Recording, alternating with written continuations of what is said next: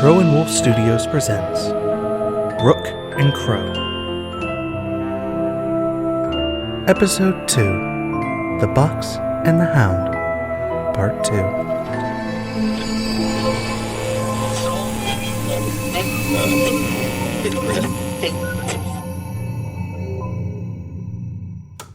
Welcome back, listeners, and please forgive the interruption. I've spoken with our broadcast team, and they've assured me it won't happen again.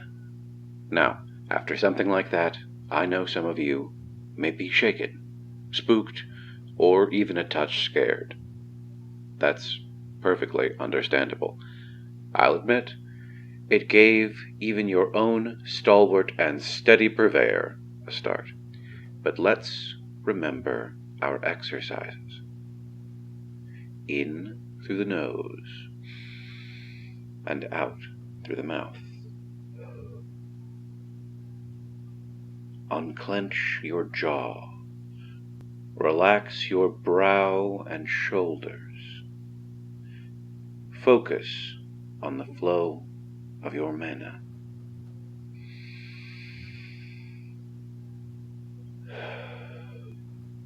Exposure, as I've repeated many times, is key in strengthening your resolve. With that, I will continue the report. Other than me. Yes, I'm sure you're perfectly satisfied with your height. Can you just give it up already? Fine. Whatever. What was that thing anyway? I don't know. I've searched all the textbooks for any cryptids that matched its description, but there's nothing that looks remotely like it. Best I could find was a marsh whisperer or a lantern hound, but the canine features were the only similarities. I'll ask Professor Magpie about it at the next lecture. But I think I found a way to get in the secret door. That brings us to where we are now. I don't like the methods it would require, but that's... Hold on. You can't just move on after showing a thing like that. A horrific monster is lurking around in the shadows and you just start talking about some secret door as if there's nothing to be concerned about. It was looking at me, Edmund. For the last time, Quinn, it wasn't looking at you. Like I already said, it was probably just an optical illusion. Besides, even if it somehow was looking at you, dwelling on the creature only gives the thing the satisfaction of being acknowledged. If it wants to spread fear, then the less I speak of it, the better. I won't play its games, and I suggest that you do the same. But shouldn't we at least come up with a way to stop the thing? It could be responsible for the disappearances. Perhaps it is. Although it doesn't seem quite... It doesn't matter. We can worry about that later. Now, this closet is getting rather stifling, so I suggest we move this along. Besides, the less time I spend talking to you, the better. So can we drop it? Fine. Give me the bloody rock so we can get this over with. Oh, hello. Please don't drop me. Oi! Be careful with him. Why are you claiming? Yeah, priceless artifact. I'm not going to drop it. Look, I don't know what the listener told you, but I'm not sure if I even know how to explain it. I'm still processing. Fantastic. You'll be an immense boon to this organisation with this kind of mental fortitude. But no, it's just difficult to explain. And it'll be a whole lot easier if you would just shut up and listen. Can you find it in your wretched little heart to offer 30 seconds for me to gather my thoughts? You got the whole afternoon to get your mind in order for this, whereas I'm 15 minutes out of forensics class and I'm missing my runes study hour. Don't think I forgot we organised this on your day off. All right.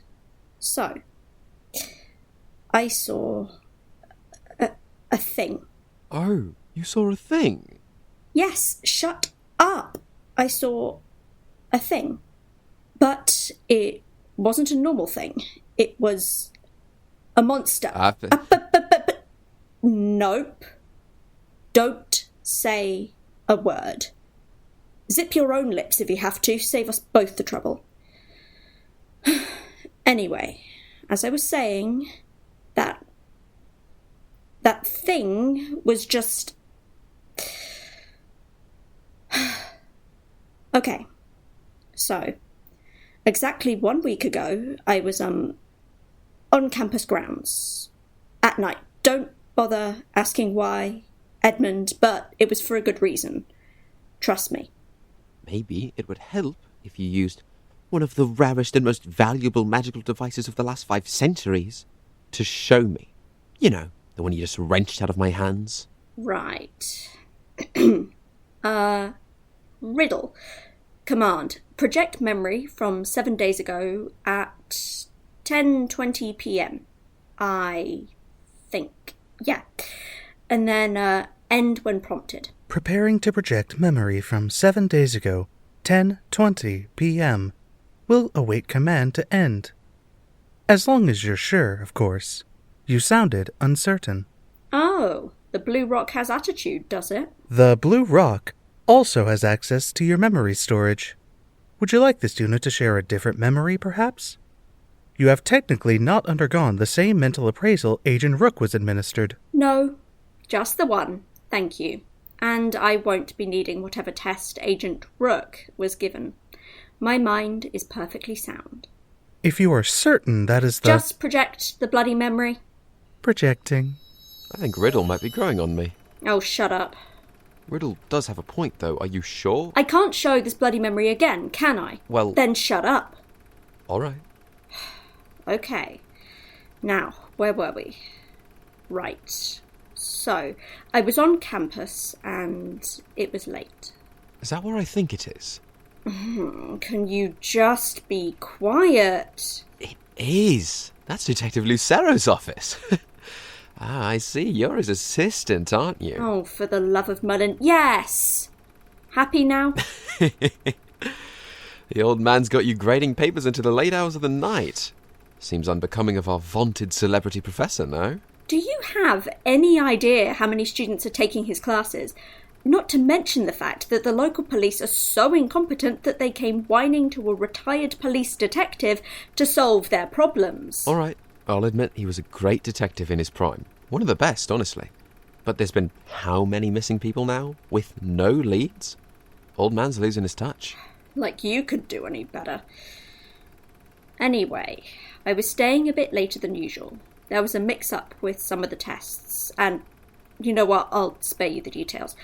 The point is, Detective Lucero was looking dreadfully tired, so I told him I would finish grading the last few papers for him so he could go home and get some rest. He actually went home and left a student in his office by themselves, on a campus where students had been going missing after dark. He trusts me. I may be the youngest freshman in the history of the university, but I can handle myself. Besides, he's got guards going on patrol every night now. Oh, does he? I didn't see them on patrol when I was talking to the physical embodiment of despair. Must have been their night off. Anyway, I just finished the last test. I looked away for just a moment. And when I turned back, what in the name of... Was that box always on his desk? Oh, you mean the giant wooden storage trunk sitting right on top of the papers I just finished grading? Oh yeah, there the whole time. Didn't you notice? Where did you come from? I assumed that someone must have dropped it off, and I just missed them coming in somehow. I mean, I was fairly preoccupied when it showed up. So I decided to check the hallway. Hello? Did anyone leave a trunk? Hello? Well, that's weird. Obviously, I didn't get a response. Maybe they left a note? But when I turned around, where'd it go? Oh, I see. Ah! It just showed up right behind me, out of nowhere. How'd you explain that? I'm sure there's a perfectly reasonable explanation. We're surrounded by magic all the time. A teleporting box is hardly the most unusual thing in the realm. Hello? Is someone there? I looked down the right side of the hall for just 1 second, and it just moved all the way to the end of the left side. I'd say that's pretty damn unusual. Surely I didn't. No, I definitely did. Oh, where'd it go now? Sounds like it turned down the other hallway, Quinn. Maybe it wouldn't keep disappearing if you stopped looking away from it. Oh, please, do go on. Surely my past self will find your insights very helpful. You asked a question and I gave you an answer. The fact that the answer was a week late is purely circumstantial. Anyway, I decided to follow the box. Of course you did. I didn't even get a chance to see it before it went down the spiral staircase to the ground floor. Of course, I went down to see if I could catch it before it moved again, but... You probably get the idea. Is this the sort of thing where we get to the end and find out that this was all an elaborate prank? You seriously think this could be a prank? Do you have any idea how much planning that would require, even assuming that I somehow knew you had an authentic Leah foil just lying around? I've got better things to do than waste my time pranking our resident drow delegate. Point taken. I suppose I'll humour you. Besides, I'm only a skeptic when there's something worth disproving, and this nonsense is at least somewhat compelling. All right, Quinn, you've got nothing to worry about. You can just go back upstairs and call it a night. You're not going to go down the dark staircase into the creepy basement levels just because of a weird teleporting box. Do you lie to yourself often? It's a dialogue. You could try it sometime. Who am I kidding? I'm going down the bloody staircase to find the stupid box. Illuminate. Oh, that's a restricted area, Quinn. What would our esteemed Detective Lucero say? You're one to talk.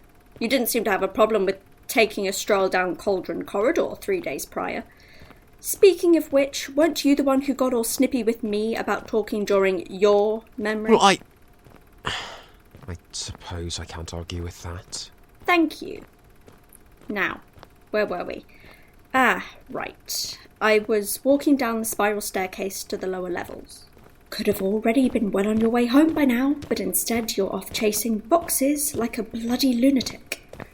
I should have taken my own advice and just gone home. But I suppose I've always been curious about these sorts of things. I just couldn't help it. And before I knew it, well, there was the box. I don't know how I knew it wasn't on any of the previous floors, but I just kept going until I was on lower 4 and walked down the dusty hallway to find the box, sitting right in the centre, looking as unassuming as ever. I wasn't going to look away from it this time, and I took the time to give it a more thorough investigation. What are you doing, Quinn? Just ignore it and go home. But why is it here? It was an antique storage trunk, made out of ever-rich wood and detailed with a silvery trim. Every inch of wood looked perfectly polished. The 2 leather straps on either side were already loosened, and there was a key in the same shiny metal as the trim, already placed in the lock. Maybe just a peek wouldn't hurt anyone. I honestly don't know what came over me, but I felt like there was someone or something else there with me. I sensed there was something mischievous and goading, daring me to open it. I probably should have gone back up the stairs and ignored the damn thing, but I felt like I was being given a choice. Curiosity got the better of me, and I opened it.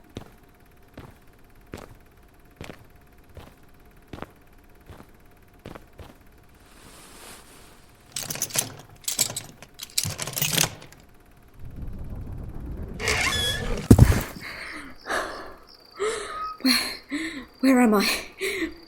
What's going on? What has happened? Go back, I must have missed something. I'm so sorry, but I can't do that. Of course, how could I forget? Same way I could, looks like. Seems to defy all logic, doesn't it? One moment, I'm opening a mysterious wooden trunk on lower 4, then I'm suddenly falling into the grass at the tuning fields. There's just this gap in my memory. I I was filled with adrenaline, but I was too disoriented to get to my feet. And I'll admit it, I was scared. For the first time in what felt like forever, I was actually afraid. But I didn't know why. When I looked back towards the school, I could see that the doors were being held shut by something. A pry bar slipped through both handles. The doors started shaking and rattling, like there was something on the other side, trying to break through. And I could hear some sort of creature on the other side of the door. Was it the thing? Bloody hell, that noise is... Would you call that squealing? I don't know if that quite describes it. Like nails dragging on a chalkboard, mixed with the sound a griffin makes when it hates someone. You get on well with griffins, then? That sound filled me with a horrible dread. I felt frozen for some reason, like literally frozen. None of the local beasts could do anything like that, as far as I'm aware. They'd have done it to me 1,000 times over already if they could. That sound wasn't a sound I'd heard before. I would remember a sound like that. Right? No, I'm certain. I never forget a sound. Maybe I've heard something similar, but not that. But then, suddenly, it stopped. The sudden silence somehow shook me more deeply. I just knew that whatever that thing was, it was after me. I was being hunted. And when something hunting you suddenly goes quiet, that can easily be misinterpreted as safety. And that can be the last mistake you ever make. Like you would even know that feeling? I bet the only time you felt fear like that is getting poor marks. Ah! Look, I've heard of people freezing when faced with danger. But that's not me. I prefer to stand my ground and face things head on. Otherwise, I usually run as fast as my legs can carry me, if it becomes necessary, and it apparently had, if my sore legs and heavy breaths were any indication. It was only a few seconds after the screeching stopped before I was finally able to force myself to stand up. And yet, I didn't dare look away from the school. If that creature came after me, I wanted to know. Come on, Quinn. You need to get out of here. Deep breaths. Just figure out what's going on. I decided to start slowly walking backwards, to make my way towards the forest. I felt like even that would be better than sticking around the campus, but that's when I saw the thing in the classroom window.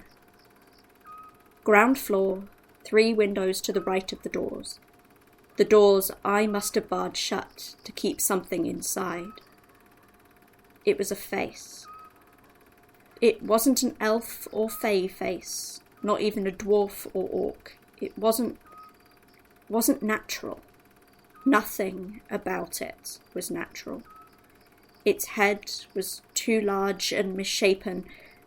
The hollow eyes were too sunken, the grin too wide, and wider still, it literally stretched from ear to ear. It looks like the way an inside joke feels to someone outside.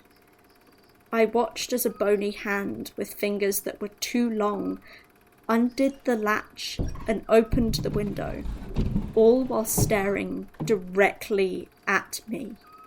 What a wonderfully active imagination you must have. What? Look, I know it's not there in the projection, and I don't know what's happening, but I promise you it was real. And it tilted its head to the side as it slowly stepped out of the window. It was the kind of thing that makes you afraid to close your eyes at night. I almost turned and ran away, but something told me that if I let my eyes off it, that would be the last thing I ever did. So I just kept watching it, walking backwards and muttering the same evocation over and over again, creating intermittent, invisible barriers between me and that thing. Battlement, panels, walls, barricades, obstacles. Don't blink. Don't even blink. Don't look away from it. It was hunched over as it watched me, still cocking its head to one side and fluttering its eyelids as if it was almost taunting me, daring me to blink. I was so paranoid I put a watcher's hex on myself so that I wouldn't be able to close my eyes. And the smiling thing's bony body shivered and shook, and I could hear its wheezing giggle echo across the field. But it didn't come towards me once it finally started to move. It stared right at me, though, taking deliberately long steps as it seemed to mime a sneaking movement over to her.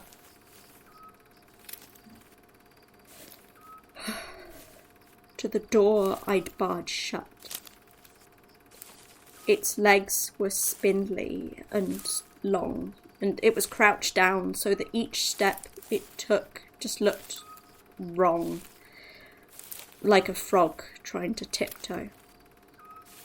But it hit me at that moment that the thing I was looking at was not the same thing that was scratching and screeching at the doors. When it stopped at the doors, it reached its quivering, bony hand towards the pry bar. I think it even wiggled its fingers playfully as if it was having fun. I saw the window opening, but I'm not seeing anything like the creature you're describing. The moment the thing touched the pry bar, I froze. It grasped the door with such clear intent and stopped with this awful flourish. It wheezed another wretched laugh and then opened its eyes, its awful smile seeming now somehow more grotesque than before. And then it raised its other hand and it pointed at the doors, which began to rattle again, and then slowly pointed to itself, tilting its head further to the side, shaking as it made that wheezing laugh that was unmistakably distinct, an unnatural, sickening sound. I could barely hear it asking something like that or me. Chickadee. Is that so? The choices were obvious. I either wait until the smiling thing freed whatever was behind the door, or turn and run, which would mean looking away from it. That kind of... What kind of...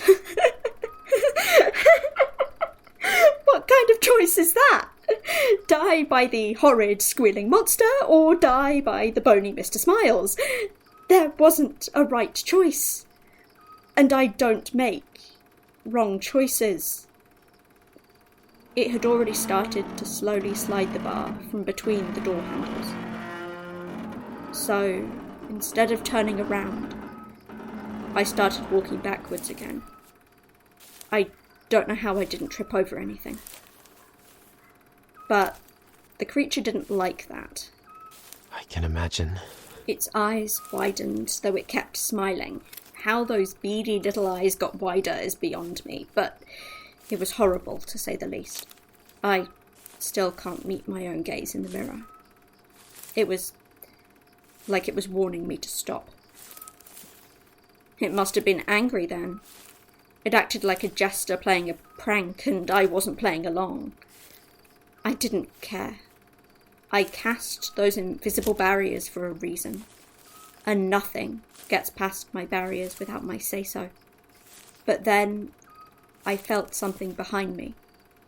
For a moment, I thought I was screwed.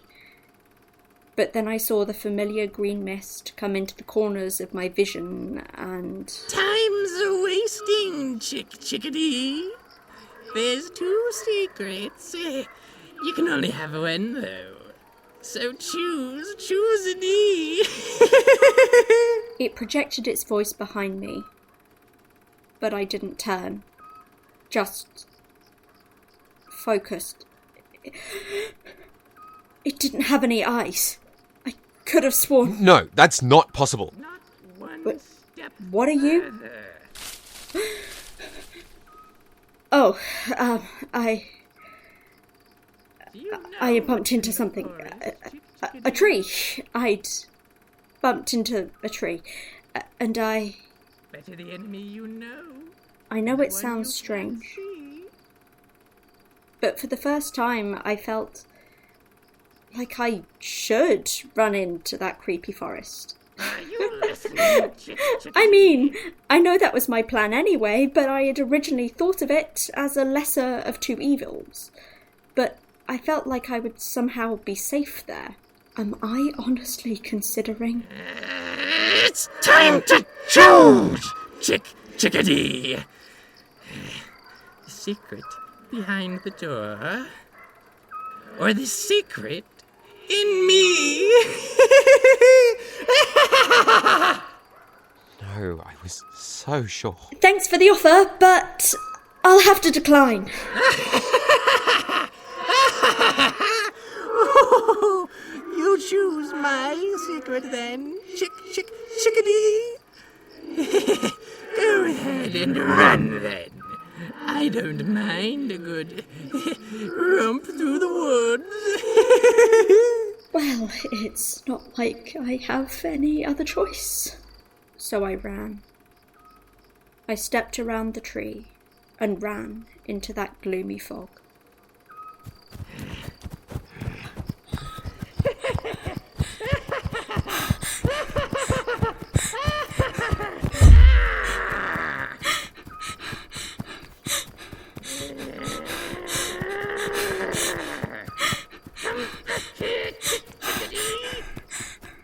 But then the barriers must have stopped it. I didn't hear it pursuing me any further as I sprinted through the forest.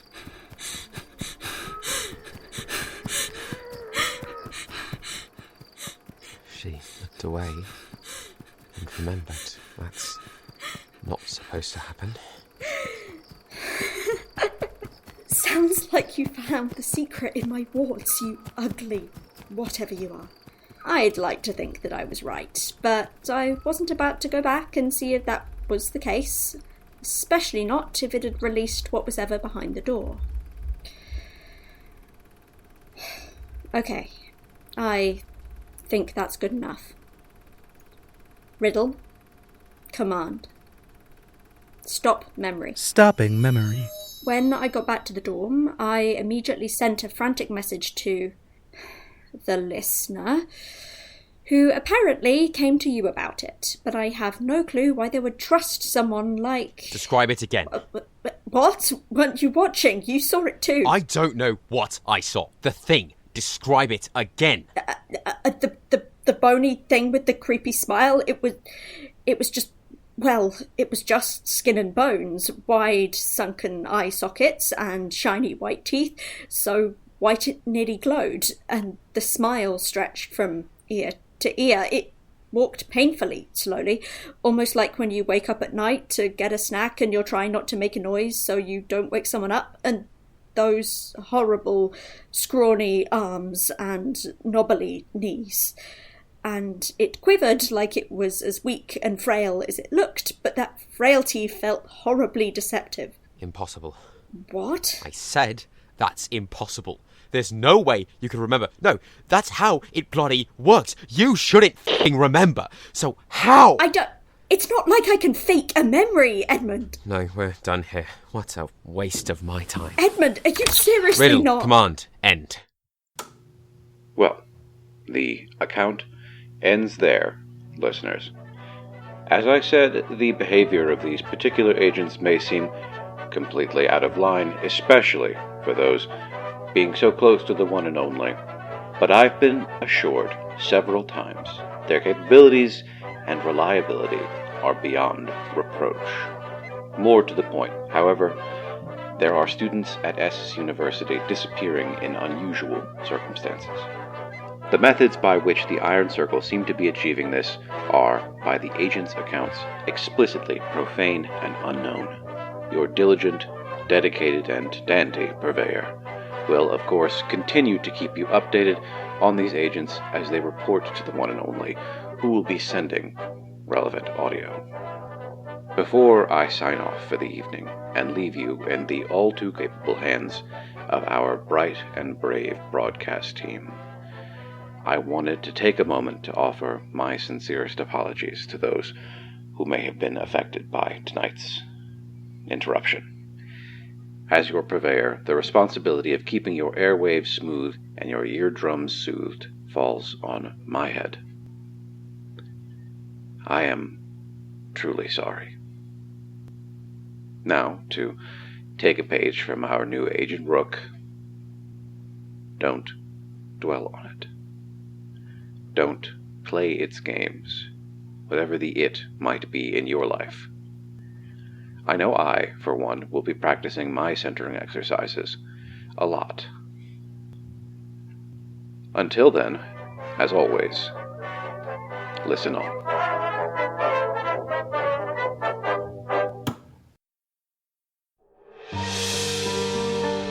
That concludes today's episode of Rook and Crow, a podcast created and produced by Ashton Vickers and KrowButAWolf. Writing and editing for this episode was done by Ashton Vickers and KiwiPenFeather. Voice talents were provided by Sarah Smith, Juniper Thalia Watkins, and Ray McGraw, with original music made by James Donovan. Additional voice talents were provided by KiwiPenFeather and Ashton Vickers, and audio editing done by Quinn, Polley, Charlie Griffen, and Ray McGraw. If you would like to support our studio, subscribe to the Crow and Wolf YouTube channel, follow us on Spotify, and consider donating to our Patreon to help us make future episodes. Follow Crow and Wolf Studios on Instagram, Twitter, and TikTok if you would like to stay up to date on the progress of future episodes and get access to exclusive bonus content. Thanks for listening.